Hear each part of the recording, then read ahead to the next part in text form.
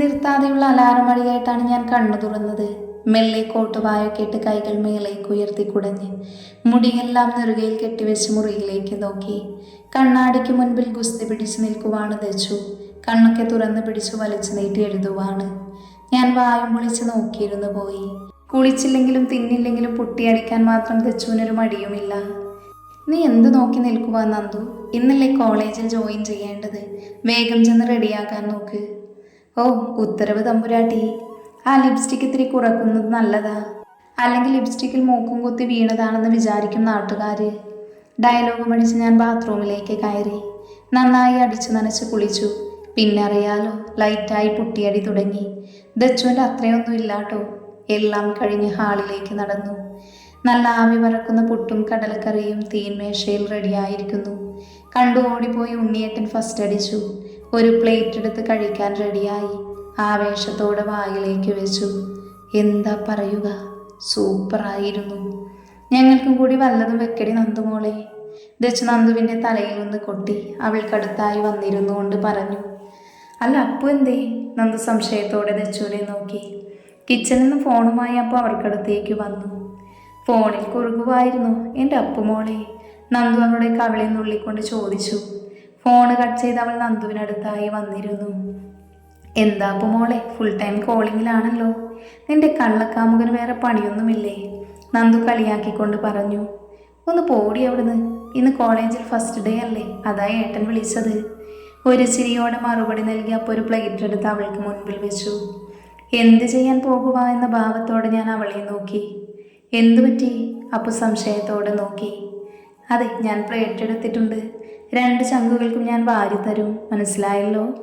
നന്ദു ഓരോ ഉരുളകളായി ദച്ചുവിനും അപ്പുവിനും വാരി കൊടുത്തു. എന്തുകൊണ്ടോ 3 പേരുടെയും മിഴികൾ നിറഞ്ഞു. കണ്ടടിച്ച് പുട്ടിയൊക്കെ കരഞ്ഞ് നശിപ്പിക്കും ഈ പെണ്ണ്. ദച്ചു പതിയെ കണ്ണുനീർ തുടച്ചുകൊണ്ട് പറഞ്ഞു. മതി, എല്ലാവരും വരാൻ നോക്കിയേ. ഫസ്റ്റ് ഡേ തന്നെ ലേറ്റ് ആകാൻ പറ്റില്ല. ദച്ചു ധൃതിയിൽ എഴുന്നേറ്റുകൊണ്ട് പറഞ്ഞു. ബാഗുമായി ഇറങ്ങാൻ നേരം അപ്പോൾ പൂജാമുറിക്ക് മുന്നിൽ തൊഴുതു നിന്നു. അത് കണ്ടുകൊണ്ടാണ് എന്നറിയില്ല, എനിക്കും പെട്ടെന്ന് ദൈവവിളി വന്ന പോലെ ഞാനും അവൾക്കടുത്തായി നിന്ന് പ്രാർത്ഥിച്ചു. ഫസ്റ്റ് ഡേ അല്ലേ, റാഗിങ് ഇല്ലാതിരിക്കാൻ ഒരു ചെറിയ സോപ്പിടൽ, അത്രയും മാത്രം. പ്രാർത്ഥന കഴിഞ്ഞ് ഞങ്ങൾ 3 പേരും ഫ്ലാറ്റിൽ നിന്നിറങ്ങി നടന്നു. ആൻറ്റിയുടെ ഫ്ലാറ്റ് അടുക്കാറായപ്പോൾ എന്തുകൊണ്ടോ എൻ്റെ ഹാർട്ട് ബീറ്റ് ക്രമാതീതമായി ഉയർന്നു. ഓരോ ചുവട് വയ്ക്കുന്തോറും അത് തന്നെ തുടർന്നുകൊണ്ടിരുന്നു. അല്ല, 3 പേരും ഉണ്ടല്ലോ, എങ്ങോട്ടാ രാവിലെ തന്നെ? ആൻറ്റി ഞങ്ങളോടായി ചോദിച്ചു. ദച്ചു കണ്ടപാട് ആൻറ്റിയുടെ കാലു തൊട്ട് വന്ദിച്ചു. ആ കാഴ്ച കണ്ട് ഞാനും അപ്പവും അതിശയത്തോടെ പരസ്പരം നോക്കി വാവൊളിച്ചു. ഓ എന്താ മോളെ, ഇത് എഴുന്നേൽക്ക്. ആൻറ്റി അവളെ പിടിച്ച് എഴുന്നേൽപ്പിച്ചു. ശേഷം ഞങ്ങളെ നോക്കി ചിരിച്ചു. ഞാൻ നിങ്ങളെ 2 പേരെയും കണ്ടില്ല. ദീപ്തിമോൾ ഇടക്ക് വരുന്നത് കൊണ്ട് അതിന് നന്നായിട്ടറിയാം. എങ്ങനെ അറിയാനാ, അതിന് ഞങ്ങളിങ്ങോട്ട് കടത്തി വിട്ടിട്ട് വേണ്ടേ ഇവൾ? ഞാൻ പതിയെ മനസ്സിലോർത്തു. മോളുടെ പേരെന്താ? ആൻറ്റി എനിക്ക് നേരെ തിരിഞ്ഞുകൊണ്ട് ചോദിച്ചു. അവന്തിക. ഒരു പുഞ്ചിരിയോടെ ഞാൻ മറുപടി നൽകി. അപ്പം മോളുടെയോ? ആൻറ്റി അപ്പുവിനെ നോക്കി. അർപ്പിത. അവൾ മറുപടി നൽകി എനിക്കരിയിലേക്ക് ചേർന്ന് നിന്നു. ദച്ചുവും ആൻറ്റിയും കത്തിയടി തുടങ്ങി. അപ്പുവിനെ നോക്കിയപ്പോൾ അവൾ ഫോണിൽ ചാറ്റിങ്ങുമാണ്. നമ്മൾ പിന്നെ ഏതോ അന്യഗ്രഹത്തെത്തിയ പോലെയല്ല അങ്ങോട്ടും ഇങ്ങോട്ടും നോക്കി നിന്നു. ഡോറ് പകുതി തുറന്നിട്ടിരിക്കുവാണ്. ഒളിഞ്ഞു നോക്കാൻ പാടില്ലാത്തതാണ്. എന്നാലും ഇനി ആൻറ്റിയുടെ മോൻ നമ്മുടെ മാക്കാനാണെങ്കിലോ എന്ന പ്രതീക്ഷയിൽ ഞാൻ പതിയെ അകത്തേക്ക് നോക്കി. ആരോ അങ്ങോട്ടും ഇങ്ങോട്ടും ഉലാത്തുന്നതും ഒരു മിന്നായം പോലെ കണ്ടു.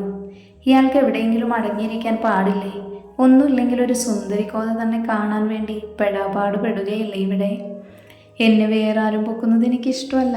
എന്നെ ഞാൻ തന്നെ പുകഴ്ത്തും. വേണമെങ്കിൽ എന്നെ SP നന്ദു എന്ന് വിളിച്ചോ. ഈശ്വര, അത് മാക്കാനെങ്ങാനുമാണോ? ഇനി അത് മാക്കാനാണെങ്കിൽ അയാൾ വരുന്നു, എന്നെ കാണുന്നു. താൻ എന്താ ഇവിടെ എന്ന് ചോദിക്കുന്നു. പരിചയം പുതുക്കുന്നു. അയാളുടെ ജിന്ന് ഞാനാണെന്ന് പറയുന്നു. ആൻറ്റി സമ്മതിക്കുന്നു. ഞങ്ങൾ ഒരുമിച്ച് നിന്ന് അനുഗ്രഹം വാങ്ങുന്നു. അങ്ങനെയെല്ലാം ശുഭമാകുന്നു. ഐഡിയ ഒക്കെ ഓക്കെയാ. ഞാൻ മനസ്സിൽ ചിന്തിച്ച് തിരിഞ്ഞു നോക്കിയതും അവർ 3 പേരും എന്നെ തന്നെ പകച്ചു നോക്കുന്നു. എന്തു പറ്റിയെന്ന ഭാവത്തെ ഞാൻ പുരിക ഉയർത്തി ചോദിച്ചു. മോൾ എന്ത് നോക്കി നിന്നതാ ഇത്ര നേരം? ചോദിച്ചത് ആൻറ്റിയാണെങ്കിലും അതേ ചോദ്യഭാവമായിരുന്നു ബാക്കി 2ൻ്റെയും മുഖത്ത്. അല്ല, ആ പിക്ക് നോക്കി നിന്നതാ. തപ്പിത്തടഞ്ഞെങ്ങനെയോ ഞാൻ മറുപടി നൽകി. ദൈവമേ, അവിടെ ഒരു പിക്കുണ്ടാകണേ. മനസ്സിലോർത്ത് അങ്ങോട്ട് നോക്കി. ഓ അതോ, അത് മോൻ്റെ കൂട്ടുകാരൻ വാങ്ങി തന്നതാ. അമ്മയ്ക്ക് കൃഷ്ണ ഭഗവാൻ ഒരുപാട് ഇഷ്ടമാണെന്ന് പറഞ്ഞതുകൊണ്ട്. അത് കൃഷ്ണൻ്റെ ഫോട്ടോ ആയിരുന്നോ? ഒന്ന് തലയാട്ടി കാണിച്ചു. ശേഷം ഒരു എലി പാസാക്കി ദച്ചുവിനെ നോക്കി. നിന്നെ ഇപ്പം ശരിയാക്കി തരാമെന്ന ഭാവത്തോടെ അവൾ എന്നെ നോക്കി പേടിപ്പിക്കുന്നുണ്ട്. കൂടുതൽ നിന്നാൽ പണിയാകുമെന്ന് മനസ്സിലാക്കി ക്ലാസ്സിൽ പോകാൻ ടൈമാണെന്ന് പറഞ്ഞ് അവരെ ഓർമ്മിപ്പിച്ച് ഞാൻ മുന്നേ നടന്നു, അവർ പിന്നിലും. താഴെ പാർക്കിംഗ് ഏരിയയിലെത്തിയപ്പോഴാണ് കയ്യിലുള്ള റിങ് മിസ്സായതറിഞ്ഞത്. ഞാൻ ദച്ചുവിനോട് പറഞ്ഞ് വീണ്ടും ഫ്ലാറ്റിലേക്ക് നടന്നു. ദച്ചുവും അപ്പവും നന്ദു പോകുന്നത് ഒരു ചിരിയോടെ നോക്കി നിന്നു. ആൻറ്റിയുടെ ഫ്ലാറ്റിന് മുൻപിൽ ഞാൻ ആകാംക്ഷയോടെ ഓടിയെത്തി. ഡോർ പകുതി ഓപ്പൺ ആക്കിയിട്ടിരിക്കുവാണ്. പതിയെ അകത്തേക്ക് നോക്കി. ഒന്നും കണ്ടില്ല. നിരാശയോടെ ഞാൻ തിരിഞ്ഞു നടക്കാൻ ഒരുങ്ങവേ എൻ്റെ കയ്യിലൊരു പിടുത്തം വീണു. ഒരു ചിരിയോടെ ഞാൻ തിരിഞ്ഞു നോക്കി. എന്താ മോളിവിടെ, എന്തു പറ്റി? ആൻറ്റി ചിരിച്ചുകൊണ്ട് എന്നോട് ചോദിച്ചു. എന്തു പറയുമെന്നറിയാതെ ഞാൻ ചിന്തയിലാണ്ടു. അത് ആൻറ്റി, എൻ്റെ റിങ് കാണുന്നില്ല, അതിവിടെ വല്ലയിടത്തും വീണോ എന്നറിയാൻ വന്നതാ. എങ്ങനെയോ പറഞ്ഞൊപ്പിച്ചു. മെല്ലെ മുന്നേ നടന്ന നിമിഷം ഓർത്തുപോയി. ആൻറ്റിയും ഞാനും അത് അവിടെയൊക്കെ തപ്പി നടന്നു. നൈസായിട്ട് ഞാൻ ചെടിക്കരിയിലേക്ക് നീങ്ങി. സംഭവം അവിടെ ഉള്ളത് നമുക്കറിയാലോ. ഞാൻ ധൈര്യമായി ചെടിക്കടുത്തായി നോക്കി. ഞെട്ടിപ്പോയെന്ന് പറയാം, റിങ് കാണാനില്ല. ദൈവമേ, ഇതൊരുമാതിരി കൊലച്ചതിയായി പോയി. മാക്കാനെ കാണാനും പറ്റിയില്ല. ദേ ഇപ്പോൾ കയ്യിലുണ്ടായ റിങ്ങും കൊണ്ടുപോയി കളഞ്ഞു. ഇന്ന് അമ്മ വിളിക്കുമ്പോൾ ഞാനിനി എന്തു പറയും? മനസ്സിൽ ഓരോ ചിന്തകളുമായി ഞാനും ആൻറ്റിയും തപ്പലോട് തപ്പൽ. അവസാനം ഉത്തരത്തിലിരുന്നത് കിട്ടിയില്ല. കക്ഷത്തിലിരിക്കുന്നത് പോകുകയും ചെയ്തു എന്ന അവസ്ഥയായി. അങ്ങനെ ആൻറ്റിയോട് ബായ് പറഞ്ഞു ശശിയായി ഇറങ്ങി. താഴെ ചെന്നപ്പോൾ എത്രയും ലേറ്റായതിന് ദച്ചുവിൻ്റെ വായിലിരിക്കുന്നതും കേട്ടു. സംതൃപ്തിയോടെ എൻ്റെ കോളേജിലേക്ക് യാത്രയായി. ടാക്സിക്കാരനോട് പേയ്മെൻറ്റും കൊടുത്ത് ഞങ്ങൾ നടന്നു. ഭീമാകാരമായ ഗേറ്റിന് മുൻപിൽ നിന്നു. വലത് കാല് വെച്ച് കയറാം, അപ്പു പറഞ്ഞു. ശരിയെന്ന് തലയാട്ടി ഞങ്ങൾ 3 പേരും ഒരുമിച്ച് ചുവട് വെച്ചു. കോളേജ് ഗേറ്റിന് മുന്നിലായി ഓരോരോ കൂട്ടങ്ങൾ. എങ്ങും സന്തോഷം നിറഞ്ഞ അന്തരീക്ഷം. മനസ്സിൽ നല്ല പേടിയുണ്ടെങ്കിലും അത് പുറമേ കാണിക്കാതെ നടന്നു. ഡിഗ്രി ആയാലും PG ആയാലും ragging is common for freshers. ഭയന്ന പോലെ സീനിയേഴ്സ് പൊക്കി. ദച്ചുവിനോട് പാട്ടുപാടാനാണ് പറഞ്ഞത്. സത്യം പറയാലോ, അത് കേട്ടപ്പോഴേ പകച്ചുപോയി എൻ്റെ ബാല്യം. ദച്ചു കേട്ടപാടെ തൊണ്ടയൊക്കെ ശരിയാക്കി റെഡിയായി നിന്നു. സീനിയേഴ്സ് എല്ലാം ആകാംക്ഷയോട് അവളെ നോക്കി നിന്നു. എന്തിനോ വേണ്ടി തിളയ്ക്കുന്ന സാമ്പാർ. ആ സീൻ കണ്ടപ്പോൾ എനിക്ക് അതാണ് ഓർമ്മ വന്നത്. ദച്ചു കഴുതരാഗം അങ്ങ് തുടങ്ങി. സത്യം പറയാലോ, പാറയിൽ ചിരട്ടൊരുക്കുന്ന സൗണ്ടില്ലേ, ഓൾമോസ്റ്റ് ലൈക്ക് ദാറ്റ്. ഞാനും അപ്പവും പരസ്പരം നോക്കി ചിരിയടക്കി പിടിച്ചു നിന്നു. ചിരിച്ചാൽ തല പോകും അറിയാലോ. പാടിക്കണ്ടായിരുന്നു എന്ന ഭാവം ഓരോ സീനിയേഴ്സിൻ്റെയും മുഖത്ത് മിന്നി മറഞ്ഞുകൊണ്ടിരുന്നു. പാട്ട് തീരും മുന്നേ അവർ ക്ലാപ്പ് ചെയ്ത് നിർത്തിച്ചു. ബുദ്ധിപരമായ നീക്കമെന്ന് പറയാം. ഒരാശ്വാസം എന്ന പോലെ ഫസ്റ്റ് ബെൽ മുഴങ്ങുന്ന സൗണ്ട് കേട്ടു. അത് കേൾക്കേണ്ട താമസം ഞങ്ങൾ ജീവനും കൊണ്ട് അവിടെ നിന്ന് ഓടി. PG ക്ലാസ് ആയതുകൊണ്ട് തന്നെ 15-16 സ്റ്റുഡൻസ് മാത്രം ഉണ്ടായിരുന്നുള്ളൂ. ദച്ചുവിനറിയാലോ, ഓടി നടന്ന് പരിചയപ്പെടലായിരുന്നു. സാർ വന്നതോടെ അതിന് വിരാമമിട്ട് അടങ്ങിയിരുന്നു.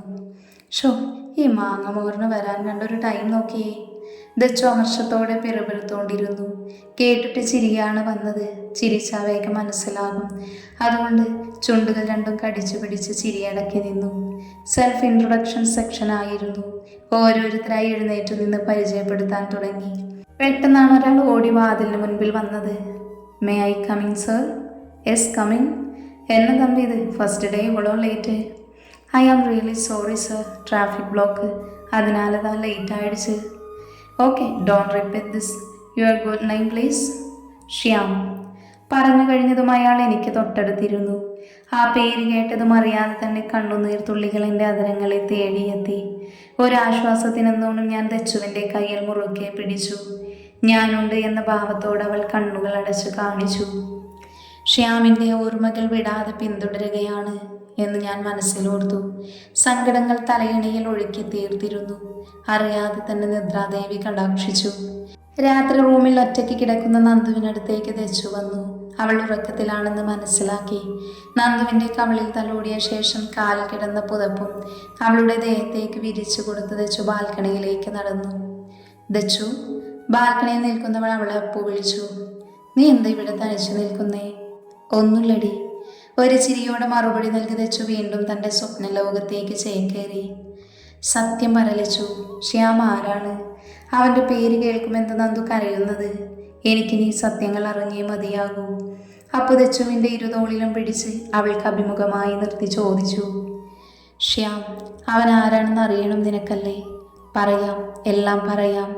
ദച്ചു അവളുടെ പഴയ ഓർമ്മകളുടെ പുസ്തകം ഒരു മിഴുനീരോടെ അപ്പുവിന് മുൻപിൽ തുറന്നു കാണിച്ചു. ഞങ്ങൾ സെക്കൻഡ് ഇയർ ഡിഗ്രി കാലഘട്ടം. ഞാനും നന്ദു ഇന്ന് ലേറ്റായാണ് കോളേജിൽ പോയിക്കൊണ്ടിരുന്നത്. ലാസ്റ്റ് ബെല്ലടിക്കും വരെ അവിടേക്ക് ചുറ്റിയടിക്കലായിരുന്നു മെയിൻ പരിപാടി. ഒരിക്കൽ കോളേജ് ഗേറ്റ് മുൻവശം ആളുകളുടെ കൂട്ടം കണ്ടാണ് എന്താണെന്നറിയാൻ ഞങ്ങളും ധൃതിയിൽ അങ്ങോട്ട് ഓടിയത്. ആകാശത്തു കൂടി പറന്നുയരുന്ന ഒരാൾ പോകുന്നു. ദൃശ്യം ഞാനും നന്ദുവും വായും പൊളിച്ച് നോക്കി നിന്നു. ദേ നോക്കിയത് വെച്ചു, ഡിങ്കൻ. നന്ദു അയാളെ നോക്കി പറഞ്ഞു. പറന്ന് താഴെ വീണ കിടന്നഴക്കരത്തേക്ക് ഒരുവൻ ഓടി വന്ന് കയ്യിലിരുന്ന ഹോക്കി സ്റ്റിക്ക് കൊണ്ട് അവൻ്റെ തലയിൽ തള്ളി. ശേഷം സ്റ്റിക്ക് താഴെയിട്ട് അവൻ്റെ ഷർട്ടിനെ കുത്തിപ്പിടിച്ചു. അയാളോട് അടുപ്പിച്ച് അവൻ്റെ മൂക്കിലായി ശക്തിയിൽ പഞ്ച് ചെയ്യാൻ തുടങ്ങി. രക്തത്തിൻ്റെ പ്രവാഹം മൂക്കിൽ നിന്നും ശക്തിയായി കൊണ്ടിരുന്നു. എന്നിട്ടും അവനിലെ കലിയടങ്ങാതെ ഇരുകവിളിലും മാറി മാറി അടിക്കാൻ തുടങ്ങി. ശ്യാം, മതിയടാ, അവനിനി തല്ലണ്ട. കുറച്ചകലെയായി നിന്നിരുന്ന ഒരുവൻ അയാൾക്കടുത്തേക്ക് വന്നുകൊണ്ട് പറഞ്ഞു. ശേഷം ശ്യാമിനെ പിടിച്ചു മാറ്റാൻ ശ്രമിച്ചു. എന്നെ വിടടാ കാർത്തി, അവൻ ചെയ്തത് നീ കണ്ടില്ലേ കാർത്തി? സീനിയർ ആണെന്ന് കരുതി കയ്യും കെട്ടി നോക്കി നിൽക്കാൻ എനിക്കാവില്ല. അഭിരാമി, വാ ഇവിടെ. ശ്യാം കൂട്ടത്തിൽ നിന്ന് ഒരുത്തിയുടെ കയ്യിൽ പിടിച്ചു വലിച്ച് മുന്നിൽ നിർത്തി. പറയടാ സോറി. ശ്യാം വൃക്ഷത്തോട് വീണു കിടക്കുന്നവനെ നോക്കി പറഞ്ഞു. സോറി ശ്യാം, ഇനി ആവർത്തിക്കില്ല. നിലത്ത് വീണു കിടന്നയാൾ വേദന കൊണ്ട് പുളഞ്ഞ് ആയാസപ്പെട്ട് പറഞ്ഞു. എന്നോടല്ല, ഇവളോടാ സോറി പറയേണ്ടത്. പറയടാ ചെറ്റേ. അയാളുടെ മുഖത്ത് കുത്തിപ്പിടിച്ചുകൊണ്ട് ശ്യാം പറഞ്ഞു. സോറി അഭിരാമി. വാക്കുകൾ മുഴുമിപ്പിക്കാനാകാതെ അയാൾ പറഞ്ഞൊപ്പിച്ചു. എൻ്റെ ക്ലാസ്സിലെ ഏതെങ്കിലും ഒരു പെൺകുട്ടിയോട് ഇനി നീ മോശമായി പെരുമാറിയെന്നറിഞ്ഞോ? ബാക്കി അപ്പോ. ഒരു വാണിയും പോലെ തൻ്റെ ചൂണ്ടുവിരൽ അവന് നേരെ ഉയർത്തി കാണിച്ചുകൊണ്ട് ശ്യാം പറഞ്ഞു. ശേഷം ശ്യാമും അവൻ്റെ ഗ്യാങ്ങും ഞങ്ങൾക്ക് മുൻപിലൂടെ നടന്നു നീങ്ങി. എന്തുകൊണ്ടോ ആ കാഴ്ച കണ്ട് ഞങ്ങളുടെ രോമങ്ങൾ പോലും എഴുന്നേറ്റു നിന്നുപോയി. ദച്ചു, അതാരാടി? നന്ദു സംശയത്തോടെ ദച്ചുവിനെ നോക്കി. ഞാനെങ്ങനെ അറിയാനാടി? നിന്നെപ്പോലെ തന്നെ ഞാനും ഈ മുതൽ നിന്നാണ് കാണുന്നത്. ഏതായാലും ചെക്കൻ വേറെ ലെവലാ. സീനിയറിന് ഇത്ര ആളുകളുടെ മുൻപിലിട്ട് തള്ളിയിട്ടൊരു കൂസനും ഇല്ലാതെ പോകുന്നത് നോക്കിയേ. ആ സംഭവത്തിലൂടെ ശ്യാം കോളേജിൻ്റെ ഹീറോ ആയി മാറി. ഇടി കഴിഞ്ഞ് ശ്യാമും അവൻ്റെ ഗ്യാങ്ങും ക്ലാസ് മുറിയിൽ ഇരിക്കുവാണ്. ഡാ ശ്യാമേ, ഇനി ഇത് കോളേജിൽ വലിയ ഇഷ്യൂ ആക്കുമോ? ഉള്ളിലുടലെടുത്ത സംശയത്തോടെ കാർത്തി ശ്യാമിനെ നോക്കി. എന്ത് ഇഷ്യൂ ആയാലും എനിക്കൊരു ചുക്കുമില്ല. അവൻ കാണിച്ച തെണ്ടിത്തരം കണ്ടിട്ടും മിണ്ടാതെ നിൽക്കാൻ ഞാൻ വെറും ഉണ്ണാക്കനല്ല, നട്ടലുള്ളൊരാണാണ്. നല്ല ഉഷിരുള്ള ആണ് ദേഷ്യത്തോടെ മുഷ്ടി ചുരുട്ടി ഡെസ്കിൽ ഇടിച്ചുകൊണ്ട് ശ്യാം പറഞ്ഞു. സാരല്ല ശ്യാം, ഇനിയൊരു പ്രശ്നത്തിന് തൽക്കാലം അവർ മുതിരില്ലെന്ന് എൻ്റെ വിശ്വാസം. സുധി ആശ്വാസത്തോട് ശ്യാമിൻ്റെ തോളിൽ തട്ടി. ശ്യാം, നിനക്കെന്തെങ്കിലും പറ്റിയോടാ? കാർത്തി അവൻ്റെ കൈകൾ പിടിച്ചു നോക്കിക്കൊണ്ട് ചോദിച്ചു. എനിക്കൊന്നും പറ്റില്ലടാ ചെക്ക, നീ ചുമ്മാ ഓവറാക്കാതിരുന്നാൽ മതി. ഒരു ചിരിയോടെ ശ്യാം പറഞ്ഞു നിർത്തി. ഏതായാലും ഇതിനുള്ള പൊന്നാട വൈകാതെ പ്രിൻസിയുടെ കയ്യിൽ നിന്നും വാങ്ങാം, കാർത്തി ചിരിയോടെ പറഞ്ഞു. കാർത്തി പറയുന്ന കേട്ട് അവിടെ കൂട്ടച്ചിരിയായി. ക്ലാസ്സിലിരിക്കുമ്പോഴും നന്ദുവിൻ്റെ മനസ്സിൽ രാവിലെ കണ്ട ഇടിയുടെ ദൃശ്യങ്ങൾ മിന്നി മറഞ്ഞുകൊണ്ടിരുന്നു. എന്നാലും ആ ചെക്കൻ്റെ ചങ്കൂറ്റം സമ്മതിച്ചേ പറ്റൂ. അത്രയും പേരുടെ മുന്നിൽ വെച്ച സീനിയറിനെ തള്ളിയത് ധൈര്യം അപാരം തന്നെ. എന്താണ് നന്ദുമോളെ, അവനെ പുകഴ്ത്തി മതിയായില്ലേ നിനക്ക്? ദേദിച്ചു, എന്നെ ചുമ്മാ ദേഷ്യം പിടിപ്പിക്കരുത് നീ, നന്ദു ദേഷ്യത്തോടെ പറഞ്ഞു. ആരുടെ കാര്യമാണ് നിങ്ങൾ പറയുന്നത്? സ്നേഹ സംശയത്തോടെ അവർക്കടുത്തേക്ക് വന്നു. ഇന്ന് രാവിലെ ഇടി നടന്നില്ലേ, അവൻ്റെ കാര്യമാ പറഞ്ഞേ, ദച്ചു ചിരിയോടെ പറഞ്ഞു. ഓഹോ, അതാണോ? അത് നമ്മുടെ hero Shyam Sachidanand, second year സോഷ്യോളജിയിലെ പയ്യനാ. പിന്നെ തല്ലുകൊണ്ടത് അവൻ്റെ സീനിയർ കൃഷ്ണപ്രസാദ്. എന്നാലും എന്ത് ഇടിയായിരുന്നെന്നറിയോ? കണ്ടിട്ട് കോരി ധരിച്ചു പോയി. ലൈവായിട്ടൊരിടി, അതും തൊട്ട് മുൻപിൽ കണ്ടതിൻ്റെ ഫീല് പറഞ്ഞറിയിക്കാൻ പറ്റില്ല സ്നേഹമോളെ, നന്ദു സ്നേഹയുടെ കവിളിൽ നുള്ളിക്കൊണ്ട് പറഞ്ഞു. ഇതൊക്കെ എന്ത്? +2 അവൻ ഞങ്ങളുടെ സ്കൂളിലായിരുന്നു. കൺമുന്നിൽ തെറ്റൊന്ന് കാണുന്ന എല്ലാത്തിനും അവൻ പ്രതികരിക്കും. ആർക്കും ഏത് കാര്യത്തിനും അവനെ ആശ്രയിക്കാം. സത്യത്തിൻ്റെ കൂടെ നിൽക്കാൻ ഏതറ്റം വരെയും പോകും. അതാ അവൻ്റെ പോളിസി. ക്ലാസ്സിലെ പെൺകുട്ടികൾ എന്തെങ്കിലും രീതിയിൽ ഒരു പ്രശ്നം വന്ന് അവനോട് പറഞ്ഞാൽ മതി, എപ്പോൾ സോൾവ് ചെയ്തെന്ന് ചോദിച്ചാൽ മതി. എത്ര വലിയ കില്ലാടിയാണെങ്കിലും അവൻ്റെ മുൻപിൽ എല്ലാവരും വെറും സീറോയാണ്. പെൺകുട്ടികളുടെ ഹീറോ ആണവൻ. ബാക്ക്ഗ്രൗണ്ട് ആണെങ്കിൽ പറയാൻ വേണ്ട. നീലേശ്വരം തറവാട്ടിലെ ഒരേ ഒരു ആന്തരി, സച്ചിദാനന്ദൻ സാറിൻ്റെ മോന്. അവർക്കില്ലാത്ത ബിസിനസ്സില്ല. ഇവിടുത്തെ ഏറ്റവും വമ്പൻ ടീം. സാറിൻ്റെ വൈഫ് ശ്യാമിൻ്റെ കുട്ടിക്കാലത്തൊരു ആക്സിഡൻറ്റിൽ മരിച്ചു. അമ്മയില്ലാതെ വളർന്നതിൻ്റെ ഒരു കുരുത്തക്കേടും അവനില്ല. അതുകൊണ്ട് തന്നെ സ്ത്രീകളോട് അവന് പ്രത്യേക ഒരു ബഹുമാനമാണ്. സ്നേഹവാദോരാതെ അവനെ പുകഴ്ത്തിക്കൊണ്ടിരുന്നു. മതി സ്നേഹമോളെ, എല്ലാം കൂടി കേട്ടിട്ട് വയറ് നിറഞ്ഞു. ഏതായാലും അവന് വൈകാതെ പരിചയപ്പെടണം, നന്ദു മനസ്സിൽ ഉറപ്പിച്ചു. കോളേജ് ഫെസ്റ്റിൻ്റെ ആരംഭ സമയമായിരുന്നു അന്ന്. ക്യാമ്പസിൻ്റെ ആഘോഷരാവ്. ഓരോ ഡിപ്പാർട്ട്മെൻറ്റും ഓരോരോ പെർഫോമൻസ് പ്രാക്ടീസൊക്കെയായി തിരക്കിൽ നടക്കുന്ന സമയം. ഉച്ചക്കുള്ള ലഞ്ച് കഴിഞ്ഞ് നന്ദു അവളുടെ ഗ്യാങ്ങും തൊട്ടടുത്തുള്ള സ്റ്റോൺ പാർക്കിൽ വിശ്രമിക്കുകയായിരുന്നു. ഇന്നലെ ആ ഗോസ്റ്റ് ഫിലിം കാണേണ്ട വല്ല ആവശ്യമുണ്ടായിരുന്നു. പേടിച്ചിട്ട് ഉറക്കം പോലും വരുന്നില്ല, ദച്ചു പേടിയോടെ പറഞ്ഞു. ഇതൊക്കെ എന്ത്? ഇതിലും എത്രയോ വലിയ ഹൊറർ മൂവിയൊക്കെ നമ്മൾ കണ്ടിട്ടുണ്ട്. എന്നിട്ടും നിനക്ക് പേടി മാറിയില്ല ദച്ചു പെണ്ണെ? നന്ദു അവളെ കളിയാക്കാൻ തുടങ്ങി. എന്തോ? എങ്ങനെ? കേട്ടില്ല, ഒന്നുകൂടി പറഞ്ഞെൻ്റെ മോള്. ഇത്രയും ധൈര്യവതിയായ ആളാണോ ഇന്നലെ ബെഡ്ഷീറ്റ് മൊത്തം? പറഞ്ഞു തീരും മുന്നേ നന്ദു ദച്ചുവിൻ്റെ വാപൊത്തി പിടിച്ചു. അവളെ വിരടി. സ്നേഹയും ശില്പയും നന്ദുവിൻ്റെയൊക്കെ കൈവിടുവിക്കാൻ ശ്രമിച്ചുകൊണ്ടിരുന്നു. കഠിനമായ പരിശ്രമത്തിനൊടുവിൽ ദച്ചു കുതിരയോടാൻ തുടങ്ങി. എടി സ്നേഹ, നമ്മുടെ നന്ദുട്ടിയുടെ ഇരട്ടപ്പേരെന്താണെന്ന്? ബാക്കി പറയാതെ ദച്ചു ഓടാൻ തുടങ്ങി. നിന്നെ ഞാൻ. നന്ദു അവൾക്ക് പുറകെയും ഓടാൻ തുടങ്ങി. ഓടി മതിയായി നന്ദു തൻ്റെ കാലിലുള്ള ചെരിപ്പൂരി ദച്ചുവിന് ലക്ഷ്യം വെച്ച് എറിഞ്ഞു. ലക്ഷ്യം തെറ്റി അത് മുന്നേ നടന്നു പോകുന്ന ഒരാളുടെ ദേഹത്ത് കൊണ്ടു. അപ്രതീക്ഷിതമായി കൊണ്ടയേറിൽ അയാൾ വീഴാനായി മുന്നോട്ടാഞ്ഞു. അയാളുടെ കയ്യിലിരുന്ന് കത്തിത്തെറിച്ച് അവിടെ നിന്നിരുന്ന ശ്യാമിനടുത്തേക്ക് വീണു. തൻ്റെ ഗ്യാങ്ങുമായി സംസാരിച്ചിരുന്ന ശ്യാമ പതിയെ തിരിഞ്ഞ് അയാളെ നോക്കി. പരിഭ്രമത്തോടെ അയാൾ ശ്യാമിനെ നോക്കി. അവൻ അയാൾക്കടുത്തേക്ക് വരാൻ ഒരുങ്ങവേ അയാൾ ഭയത്തോടെ രക്ഷപ്പെട്ട് ഓടാൻ തുടങ്ങി. അതുകണ്ട് കാർത്തിയും ഗ്യാങ്ങും അയാൾക്ക് പുറകെ ഓടി. ആ കാഴ്ച കണ്ട് ഞങ്ങൾ തലയിലുള്ള കിളികളെല്ലാം പറന്ന് കണക്കെ നിന്നുപോയി. കിതച്ചുകൊണ്ട് കാർത്തി ശ്യാമിനടുത്തേക്ക് വന്നു. അവൻ മിസ്സായിടാ. സാരമില്ല, ഒരിക്കൽ കയ്യിൽ കിട്ടും, അപ്പോൾ കൊടുക്കാം. അന്നിടിച്ചതിൻ്റെ പക പോക്കാൻ വന്നതാകും, കാർത്തിക് ഇതപ്പോടെ പറഞ്ഞു. സാരമില്ല കാർത്തി, അവനുള്ള പണി അത് ഞാൻ വഴിയെ കൊടുത്തോളാം, ശ്യാം പകയേറിയുന്ന കണ്ണുകളോട് പറഞ്ഞു. അല്ല, നിന്നെ രക്ഷിച്ച ആ പെണ്ണേതാ? കാർത്തി ചുറ്റും നോക്കാൻ തുടങ്ങി. ആ കാഴ്ച കണ്ട് നിന്നിടത്തു നിന്നും ഒന്നനങ്ങാൻ പോലും ആവാതെ പകച്ചു നിൽക്കുവായിരുന്നു ഞങ്ങളപ്പോൾ. ശ്യാമമാൻ്റെ ഗ്യാങ്ങും ഞങ്ങൾക്ക് അടുത്തേക്ക് വന്നു. ഹൃദയം പടപടാ ഇടിക്കാൻ തുടങ്ങി. നന്ദുട്ടി, നമുക്ക് ഓടിയാലോ? ആഗ്രഹമുണ്ടടി, ബട്ട് കയ്യും കാലും വിറച്ചിട്ട് ഒരടി പോലും വെക്കാൻ പറ്റുന്നില്ല. ഒരു കാര്യം ചെയ്യാം, അവൻ അടുത്ത് വരുമ്പോൾ നീ ബോധം കെട്ട് വീണാൽ മതി. ഐഡിയ എങ്ങനെയുണ്ട്? എടി, എനിക്കതിന് ഇതുവരെ ബോധം പോയിട്ടില്ല. അതുമല്ല, ബോധം കെട്ട് കിടക്കുമ്പോൾ എന്തെങ്കിലും കോമഡി പറഞ്ഞാൽ ഞാൻ അറിയാതെ ചിരിച്ചു പോകും. അയ്യോ, നിന്നെ ഇന്ന് ഞാൻ. ദച്ചു ദേഷ്യത്തോടെ പല്ലു കടിച്ചു മുരണ്ടു. നീ എന്ത് സിംഹം ഗർജിക്കുന്ന ശബ്ദം ഉണ്ടാക്കുന്നേ? ഞാൻ കാര്യം പറഞ്ഞതാ ദച്ചു. ഞാനൊന്നും പറഞ്ഞില്ല എൻ്റെ ശിവനെ. അവൾ ഞങ്ങൾക്കടുത്തേക്ക് വന്നു. Hi, I am Shyam. അവൻ കൈകൾ നന്ദുവിന് മുന്നിലേക്ക് നീട്ടിക്കൊണ്ട് പറഞ്ഞു. ഒരു പേടിയോട് അവൾ കൈ നീട്ടി. Hi, I am Avantika Dinesh. ഏത് ഡിപ്പാർട്ട്മെൻറ്റാണ്? BA economics. ഒരു പേടിയോടെ നന്ദു പറഞ്ഞു. ഞാൻ സോഷ്യോളജിയാണ്. അല്ല, അയാൾ എന്നെ ലക്ഷ്യമാക്കി വന്നതാണെന്ന് നിങ്ങൾക്കെങ്ങനെ മനസ്സിലായി? ശ്യാം സംശയത്തോടെ ഞങ്ങളെ നോക്കി. എന്തു മറുപടി പറയണമെന്നറിയാതെ ഞാനും നന്ദുവും പരസ്പരം നോക്കി. അത് അയാളെ കണ്ടപ്പോൾ എന്തോ ഡൗട്ട് തോന്നി. അപ്പം മുതൽ അയാളെ ഫോളോ ചെയ്യുക. പിന്നെ കയ്യിൽ കത്തിയും കൂടി കണ്ടപ്പോൾ മനസ്സിലായി. അതായി എറിഞ്ഞു വീഴ്ത്താൻ നോക്കിയത്. ഞാനൊരു വിക്കലോടെ പറഞ്ഞു ഒപ്പിച്ചു.